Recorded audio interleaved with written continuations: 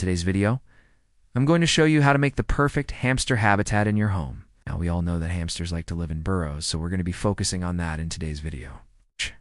But before we get started, I would really appreciate it if you could hit that like button. So let's get started. So first things first, you want to get a large tank or bin.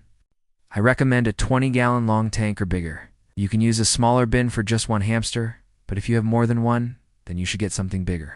A lot of people like to go with tanks instead of bins, and I'll tell you why.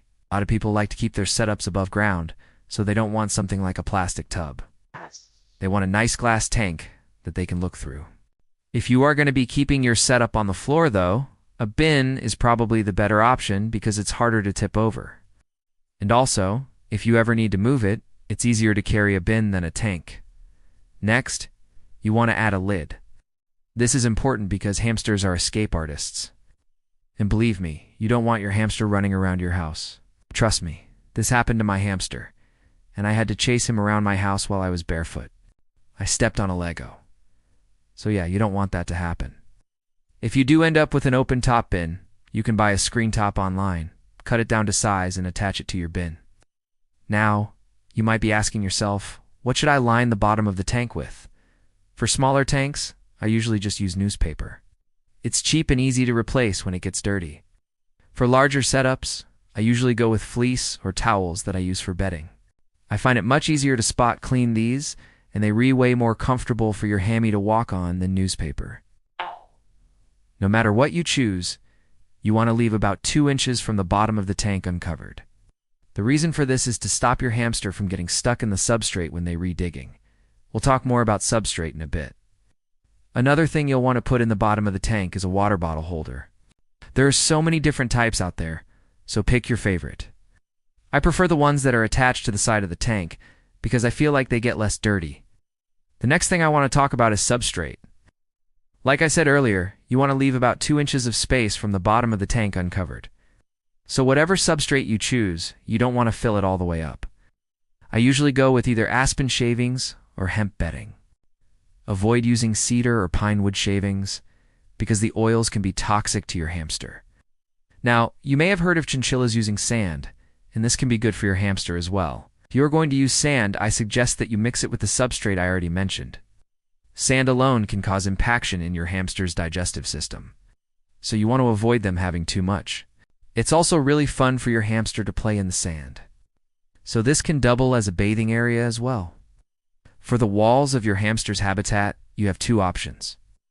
You can either drill holes into the walls, or you can attach something like coroplast. If you do choose to drill holes, you want to make sure that they aren't too big. If you drill too big of holes, your hamster could potentially get stuck in between the walls. Also, you can attach cardboard to the walls. Cardboard is great because they can chew on it, and it's also good for enrichment. If you have a Syrian hamster, I wouldn't recommend drilling holes in the tank. This is because Syrian hamsters are known to be escape artists, and they will try to escape even if it seems impossible. The next thing you'll want to add is nesting material. Hamsters love to use toilet paper rolls, tissues, and paper towel rolls. You can also put cardboard boxes in here, like the kind that Amazon packages come in. Just make sure that you take the tape off, because it could be dangerous for your hamster. The next thing I want to talk about is food. You want to have a separate food dish from your water bottle. If you get a food bowl that has a raised platform, that is great because then your hamster can store food in there.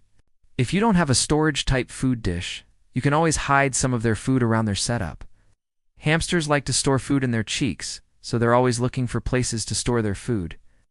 Now, if you have a dwarf hamster, you can get away with giving them a smaller food dish. However, if you have a Syrian, they will need more food. I like to use a wide dish for all of my hamsters because it gives them more room to store food. For the water dish, I usually just use a small bowl. If you have a Syrian hamster, I would recommend that you get a heavier bowl that they can't tip over. It's not uncommon for Syrians to tip over their water bowl and spill it all over their tank. As you can imagine, this leads to a lot of mess. Now, if you want to get fancy, you can actually attach a shelf to the wall of the tank and put the water bowl on there. That way it's harder for them to tip over. If you do decide to do this, please make sure that it's far enough away from the edge that they can't fall off. I once saw a video where the shelf was too close to the edge, and the hamster ended up falling and dying. Another thing you can put in your hamster's tank is a hide. I like to use half logs because they're great for burrowing. Also, if you have two of them, you can put them up against each other so that your hamster can make multiple rooms. You should also put some sort of wheel in their cage. I personally like to use the solid back wheels because I feel like they'll be safer for your hamster.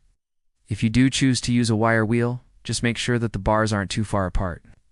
If the bars are too far apart, your hamster could get their fingers stuck. Hamsters also like to chew, so you should have plenty of chew toys in their cage.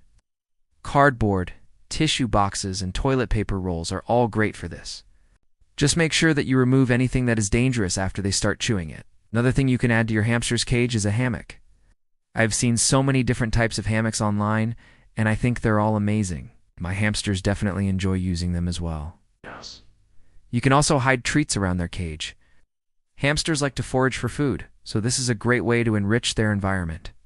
You can hide their treats in toilet paper rolls, tissues, under cardboard, or really anywhere that they can't see. The last thing I want to talk about is the wheel.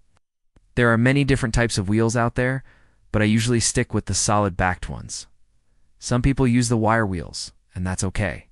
Just make sure that the spaces in between the wire are not too big, otherwise your hamster could get its legs stuck.